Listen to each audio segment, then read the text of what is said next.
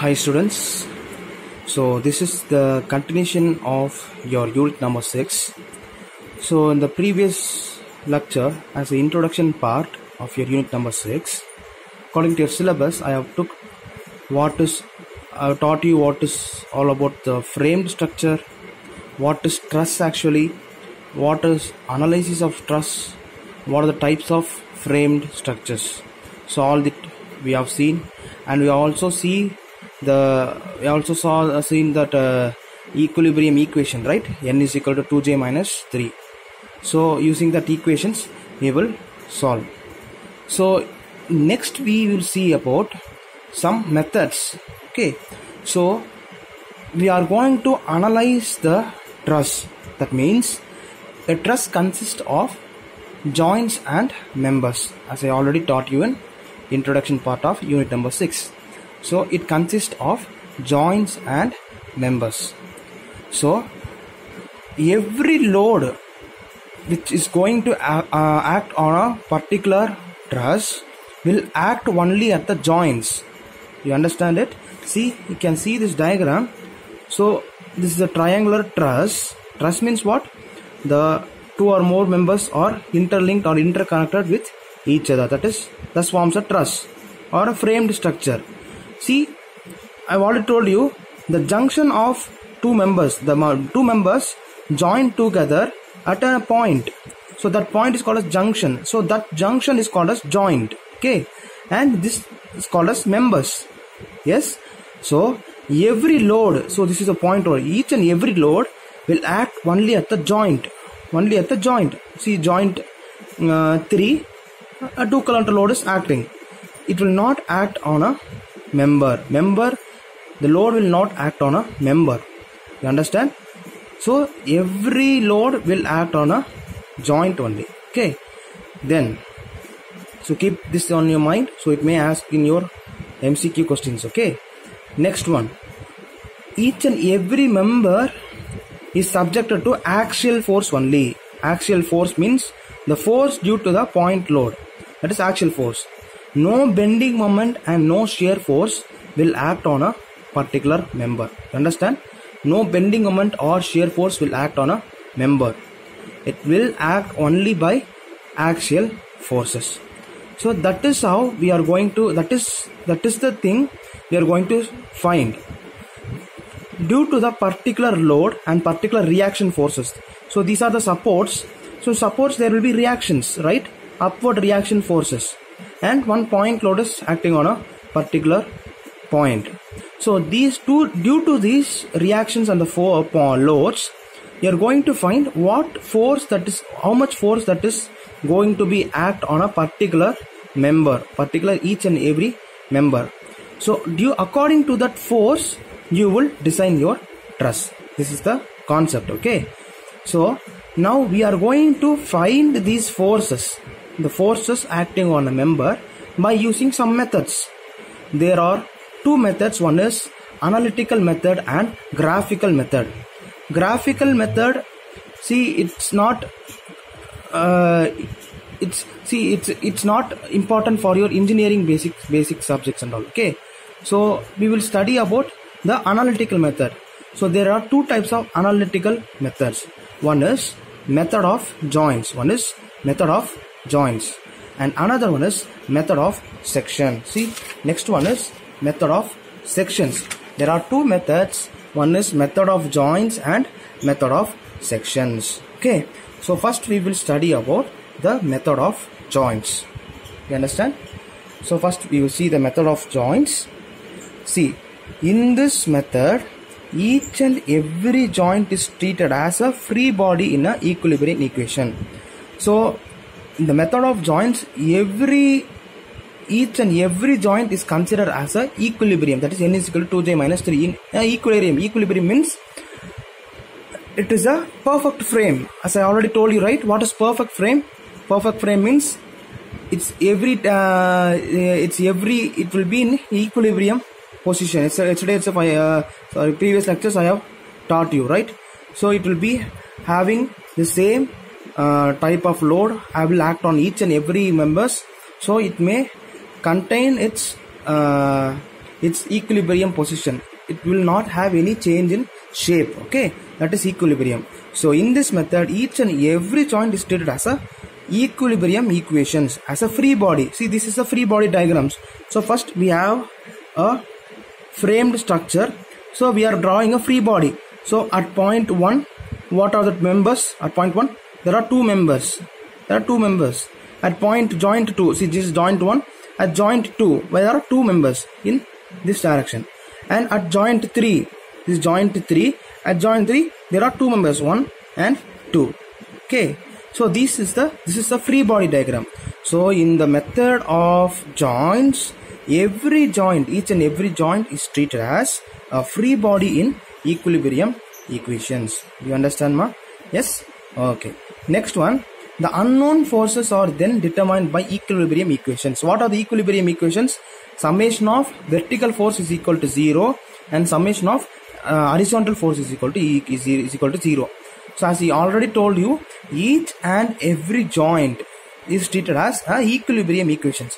Equilibrium equation is nothing but summation of vertical force is equal to 0, summation of horizontal force is equal to 0. So for example, if we take this joint 3, it is inclined. It is inclined members. So this inclined members is common to both vertical and horizontal. Yes, am I right? See, this inclined members, we can consider this inclined member, we can consider as a horizontal also. We can consider it as a vertical member also, because each and every point, see, just listen, this is very, very important. So this I will ask you in MCQ question. Okay, see, each and every member is connected in a joint. That joint is pin jointed. This is the assumptions. Okay, so if this is a 2 members connected together in a particular joint A, so this joint is nothing but a pin joint. It is a pin joint. So why pin joint means, in order that one member should move relative to the other member. It can move like this, can move like this, or can move like this in a vertical direction. So in order to move relating with the other members, we are providing each and every joint, the connection is as a pin joint. So pin joint means it can move. Okay, so that is pin joint. Okay, you understand? So unknown forces are then determined by equilibrium equations. Summation of vertical is equal to 0 and summation of horizontal forces is equal to 0.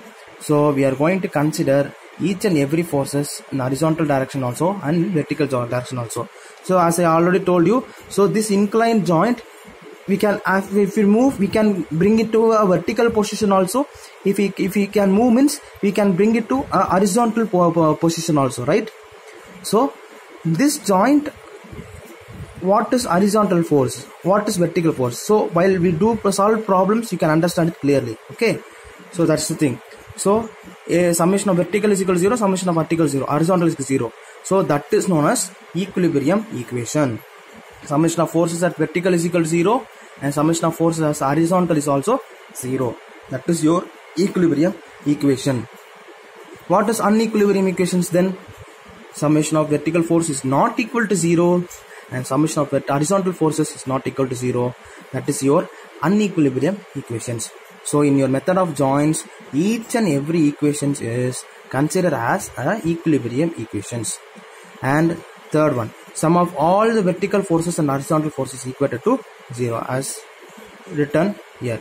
Sum of this is nothing but sum of adding everything, that is sum of vertical force is 0 and horizontal force is equal to 0. Note, at any instance the joint should not contain more than 2 members in which the forces are unknown. See, as you can see in this diagram itself, joint joint 1 consists only what? 2 members only. This should be maximum. Only 2 members should be there. It should not contain more than 2. Each and every joints should not contain. See, at any instance the joint should not contain more than 2 members in which the forces are unknown. See, I will explain you very clearly. This is very important. If you know this, you can do the problem. Okay, see here, let us consider this joint 1. Okay, in joint 1, what are the members are there? These two members are there. Joint 1, from 1 to 2 one member is there, 1 to 3 one member is there, and 1 to 2 one member is there, right? So these two members are there. Do you know the forces acting on these two members? No, right? You have to find the forces on these two members. Okay, so that means the joint 1, what are the members? Two members are there. Both members also unknown, having unknown forces. There is no known forces. That is unknown forces. If it is unknown forces means, see, listen, is that is thing. Joint should not contain more than two members in which their forces are unknown. If the force is unknown means it should contain only two members. A joint, single joint, where the forces in the members are unknown means it should contain only two members. For example, I will draw one picture here. Okay, see, if this is a truss like this. Oh, this is a truss. Sorry for this. This is a truss like this. Okay, see, in one joint 3 members are there, but according to your note, each and every contain more than should not contain more than 2 members, but here it contains 3 members. 1, 2, 3 members are there. That means this any one of the members is known, or any 2 members is known means it can have 3 members or 4 members. Okay, but if there is 2 unknown forces or one known forces there also means we can have 3 members in a particular point. But in a particular point, if there is only 2 members, the 2 members is also having unknown forces means that should be taken into this note. Okay, so that's the thing in your method of joints. Okay, in your method of joints, this is the things, particular things. Next one, method of sections or method of moments. So method of sections is also called as method of moments. See, we will do only method of joints only. Method of joints only you will solve in your examination. Method of sections is not important, but according to syllabus, it is a known thing. You should know all these things. Okay, so method of sections is also important thing only.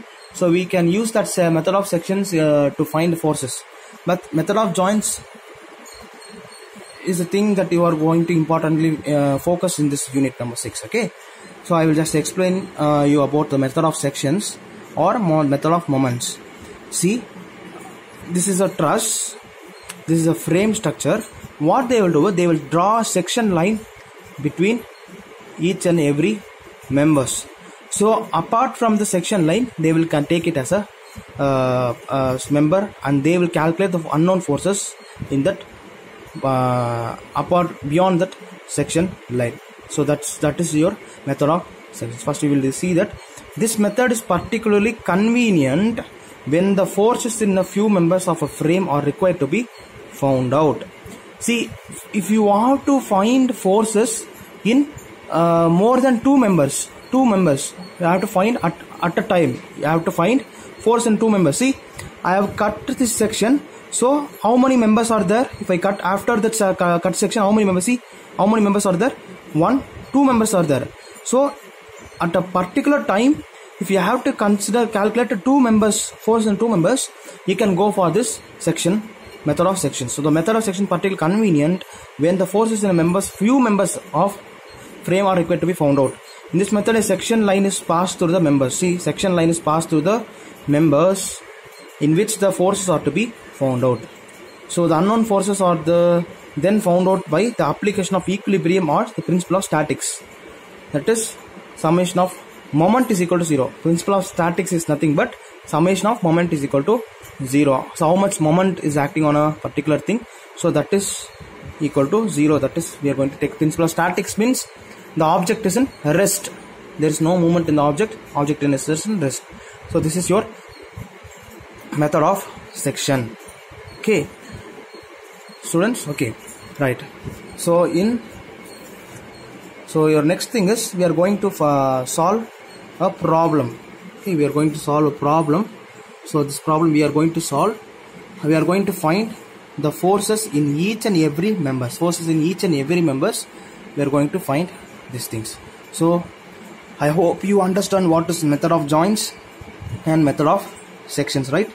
So in the next lecture I will teach you this problem. This problem is a very big problem, so we cannot contain this problem in this video lecture. Okay, so in the next video lecture I will teach you this problem and another problem. So okay, two problems we are going to see from this unit. Okay, it's very simple. If you just focus and if you practice more problems other than these problems, you can able to understand it very quickly and identify it very quickly. Okay, so students, please take all these things in your notes, so that may help you in the time of revisions. Okay, thank you, students.